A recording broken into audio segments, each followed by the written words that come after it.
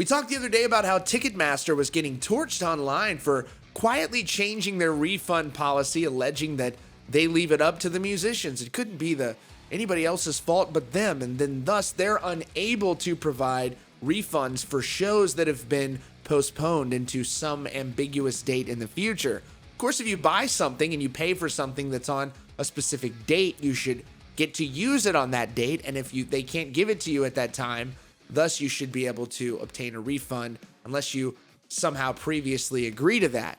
So Ticketmaster has now issued a statement on this, but that's not it. The plot thickens. It's going to get much more complicated from there, and we're going to get to that in just a second. But here's the statement that Ticketmaster released. They said, Ticketmaster serves as the sales platform for event organizers worldwide. Our standard practice is for clients to hold the cash from their ticket sales.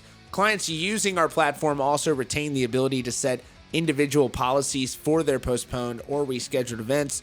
Typically, event organizers have had flexibility to offer refunds for virtually all postponed and rescheduled events. However, the unprecedented volume of over 30,000 events impacted to date, coupled with continued uncertainty over setting new dates while awaiting clearances from regional governments, has led to organizers needing additional time to reschedule their events before deciding to offer refund options. As of today, over 11,000 events, including 4,000 postponed sports, concerts, and arts events, have already authorized refunds. While we cannot guarantee all the event organizers will offer refunds on their rescheduled events, we anticipate the vast majority will make a refund window available once new dates have been determined.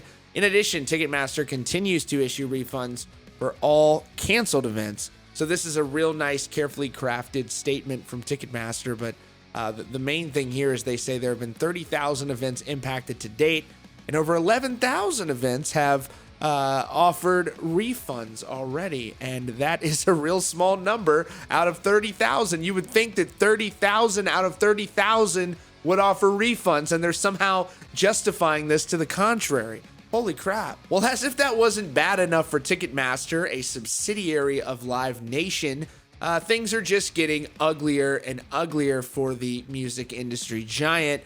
Now you have a New York lawmaker and reportedly now the New York Attorney General's office looking into the matter about their practices of not offering refunds to fans. This according to a new report from the New York Times. The report says New York lawmaker asked for probes into ticketing refund policies. A New York lawmaker on Thursday expressed concern about consumer accusations that Ticketmaster had changed its refund policy in the midst of the pandemic and asked the state attorney general to open a formal investigation into the company. A spokesperson for the attorney general declined to discuss whether the office had started a formal investigation of the sort requested by State Senator James Skoufis, I hope I'm pronouncing that right, chairman of the Senate Investigations and Government Operations Committee, but the spokesman said, we're already looking into the matter. The Attorney General's office said it had also independently received several complaints from ticket holders